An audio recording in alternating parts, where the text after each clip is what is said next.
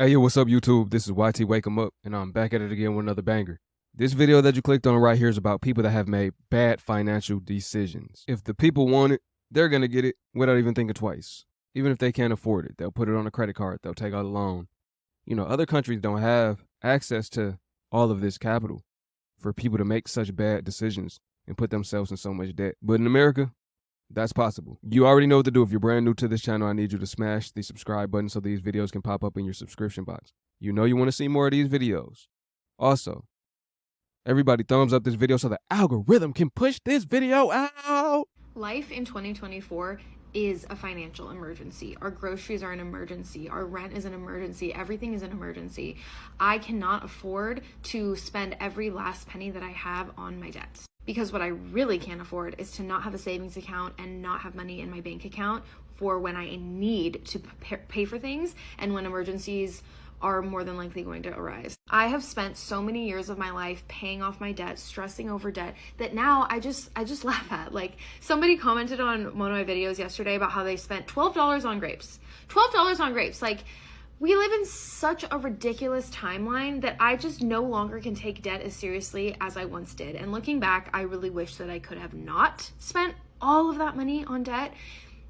I really just walked myself into more and more debt every single time. Cars breaking down and oral surgeries, I have been there. I don't think I've ever paid for a car repair with a debit card. It's always come out of my credit cards. And then it just like is a catalyst for more and more debt. No more, no more. The debt for right now, during this crazy timeline, is getting the minimum payments so that I have as much as I need in my spending account for all of the crazy emergencies that are happening on a daily basis at this point. All right, so her bad financial decisions revolve around getting into a lot of debt. The average American has debt before they even become a real adult. Like, as soon as you're a senior in high school, the teachers are telling you, go to college, go to college, go to college, go to college.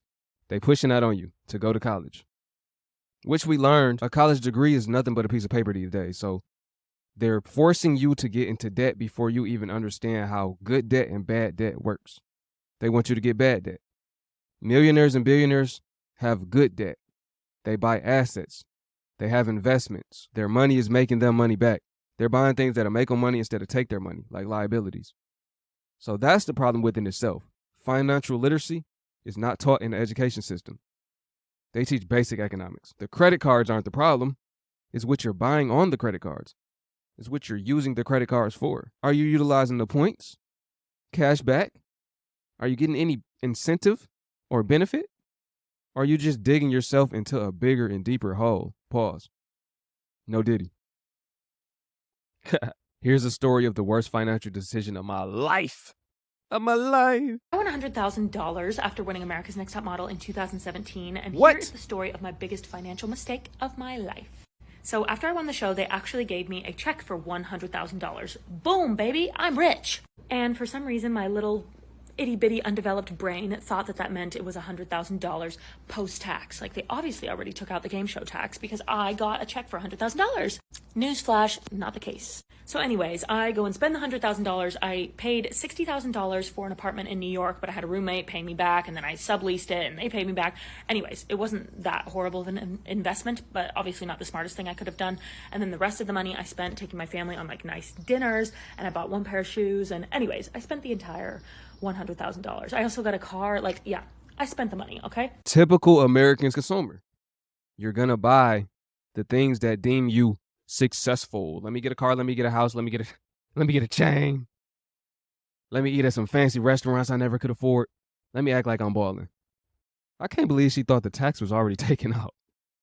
No. What I should have done was put aside 35 to 40% of the money for taxes so that I'd be ready to pay that. But I didn't do that. I spent it all. And so I spent the next several years paying back the money in taxes to the IRS. Whenever you watch a game show and you see like, oh my God, they won $10,000 or they won a new car or whatever it is, just take that with a grain of salt, because not only are they going to be taxed on the actual cashola that they bring home, but like when you get a free car, you don't really get a free car. You have to pay the taxes and then all the other things that come with winning a prize on television. For the $1 million that you win on Survivor, you probably got to pay like $400,000 in taxes. That's nuts. But anyways, anytime I talk about this, people always freak out and they're like, oh my God, you're such an idiot. It's like, yeah, I was kind of an idiot. That's why I'm making this video in hindsight, okay? Lesson learned, and yeah, always prepare for taxes, everyone. Yeah, if you just get $1 million, you actually not a millionaire after taxes set in. This bump on my forehead is irritating me, but it is what it is. We still gonna get this content out, you dig? But yeah, that was a stupid decision to spend all of the money. Didn't invest it on. Typical consumerism at its finest. This is just what I was talking about. Americans don't invest much. Not the average American. I'm not gonna say all. But the average millionaire and billionaire, they invest more than they save. They save to invest. They buy their liabilities, what returns from their investments. It just makes more sense. Worst financial decisions I've made. My boy he looked like he been through the ringer, man. I ain't laughing at him, but let's see what he's talking about. Here are the 2 worst financial mistakes I ever made. And this is coming from a normal person.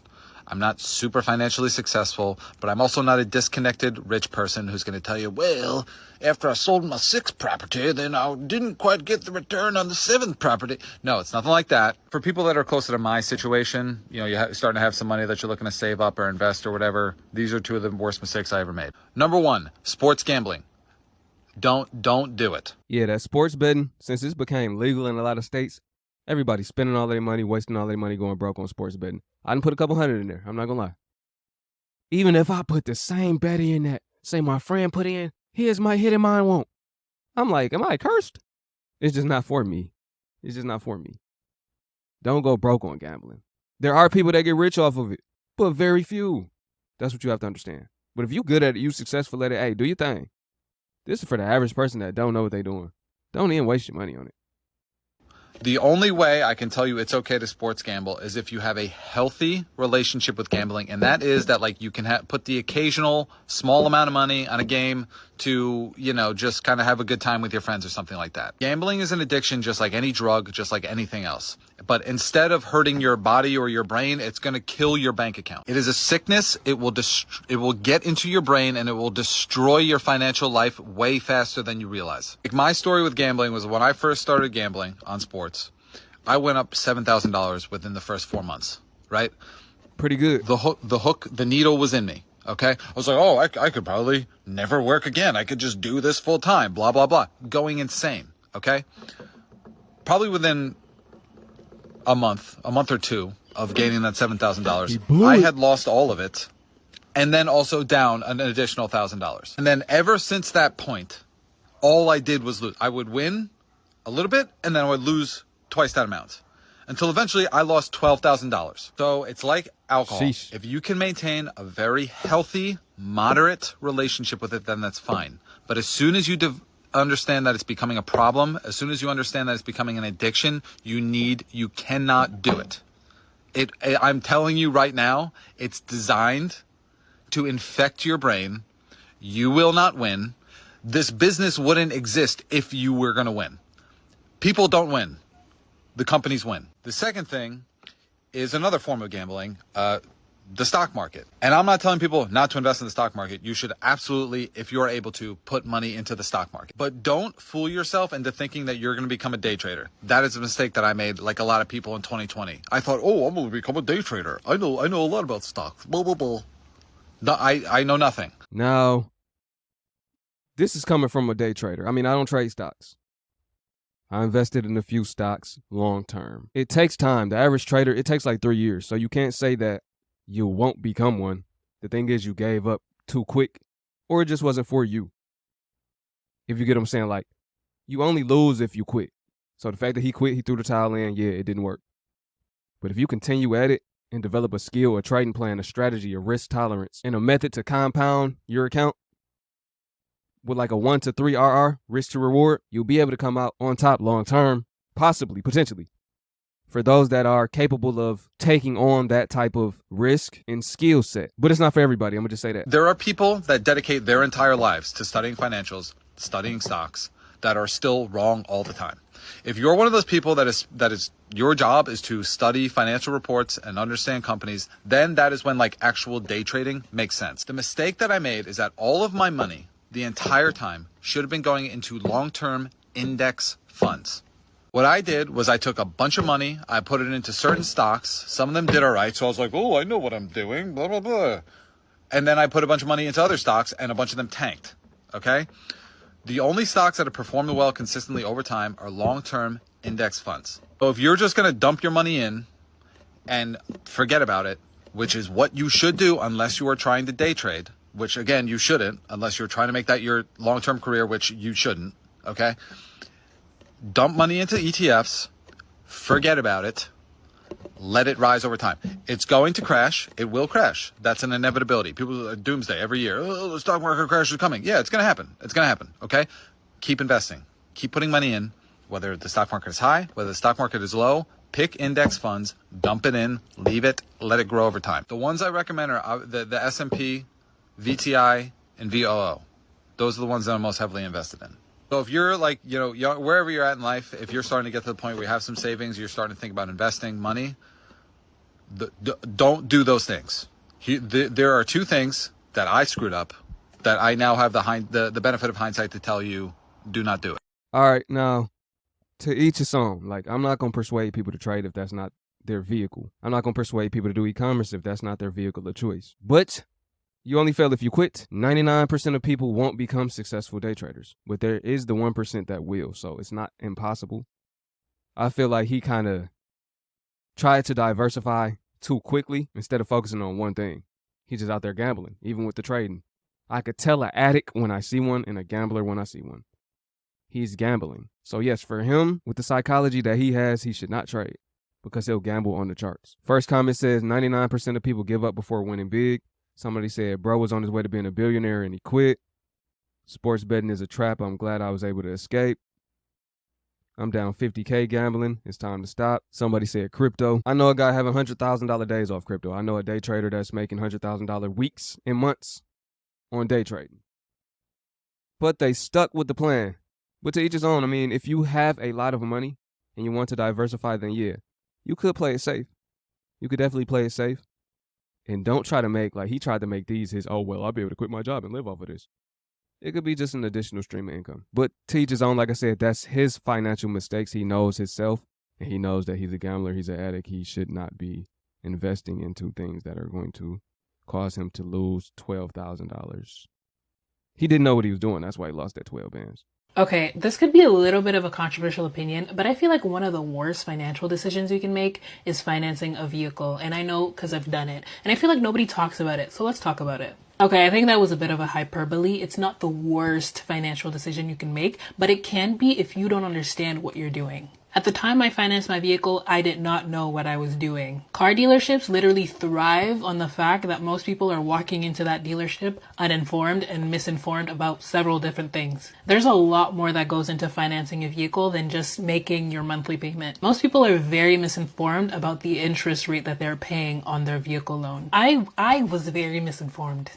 The interest rate is basically the percentage of money that you are paying on top of the principal. These days, interest rates are very high across the board. So let's just assume that you are purchasing a $20,000 vehicle and that your interest rate is 8.99% per year. If you are paying for the vehicle over 5 years, and let's say you're paying $500 a month, at the end of the 5 years, you would have paid $12,500 in interest alone. So on top of the $20,000 that you paid for that vehicle. I did not know that at the time. So on top of the insane interest rate that I have on my vehicle, I'm also paying a hefty amount of my monthly budget towards my vehicle. If I didn't have this payment that I'm making on this vehicle, I would have a lot more disposable income than I do have right now. On top of this crazy interest rate stuff, having a car is just very expensive. You're paying on it monthly on top of your maintenance, your insurance, and a bunch of other things. I did not know winter tires cost as much as they did until I got a car. I did not know gas cost that much until I got a car. I'm not saying it's the worst financial decision I ever made or I could ever make because the car will last me a very long time. But I'm just saying I was very misinformed about the decision that I made. And the decision will end up costing me a lot of money in the long run. So should you finance a car? It really depends on your financial situation. If you understand what it means to finance a vehicle and you can comfortably afford your payments, then yes, you should finance a car. But I do think that owning a cash vehicle where you have no car payments is the best way to go. So do with that information what you will. Judging by how many cars are in repossession right now, or how many cars are at the auction, that shows that a lot of people couldn't afford it. So it was a financial mistake. It was a decision they shouldn't have made. If you only make $3,000 per month, you should not go and get a $1,000 per month car note. Just not logical, right? But like she said, everybody's financial situation is different. But overall, having a liability that takes majority or most of your money is not a smart financial decision. Understand you need a car to get to work. That's how you make your money.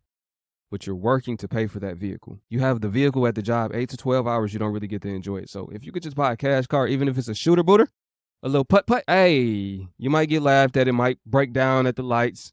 You might need to ask a couple people, hey, can you help me get a jump? But at the end of the day, you won't be stressed out. If you really look at most millionaires, they have inexpensive cars in the driveway. Like they might have a Honda in the driveway. Nothing nice, nothing extravagant. Most of them. There are the millionaires that have supercars. But I'm just saying, like the average millionaire you see living in a mansion in your local neighborhood or, you know, in the good parts of your area, wherever you live, you see Hondas in the driveway and little raggedy cars. But they got a nice house. Don't over leverage yourself. 3 common things that I think are bad financial decisions. Rapid fire edition. Credit cards and buy now, pay later schemes. I mean, it goes really without saying, but if you're paying for everyday essentials like petrol, groceries, bills, you're sort of in the shit. So maybe sort that out. The second one, which could be controversial, is buying a brand new car. I think it loses so much money the second you drive off the showroom floor. It's not worth it. Cars are a depreciating asset. Need I say any more? Number 3 is having a budget. Not knowing where your money is going or how much money you need is crazy to me. And it's something that I used to live without. Like just fly by the seat of my pants. Be someone who was surprised by their red Joe. Could never be me again. A vehicle is a depreciating asset, she said. But it's not an asset unless you drive Uber, you put it on Turo, something like that, right? It's actually a depreciating liability. Car is definitely a liability. Breakdown, gotta spend hella money on it. Maintenance, tires, gas, just all around, just completely all around. It's an asset. You gotta keep spending money out on it. It's not making you no money unless you use it to make money. DoorDash, Uber, put it on Turo. It's 2024. That's the best way to make money with your car these days. Instacart, you know, stuff like that. But this video is about people's bad financial decisions. The one that really got me was the lady that got the $100,000 and just blew it. But that's typical. Every person that gets a large amount of money that they never had before, they blow it. But on the real, buy now, pay later is by far the worst thing they ever came out with. It's sinking every single consumer. If you can't afford it right now, you could still get it. And you pay us back every 2 weeks. That is crazy. Credit card, okay, every 30 days. The buy now, pay later, that's a dangerous weapon. It's a dangerous weapon. But hey, if you made it to the end of this video, I appreciate you. Tune in to the next one. I'll see y'all on the next one.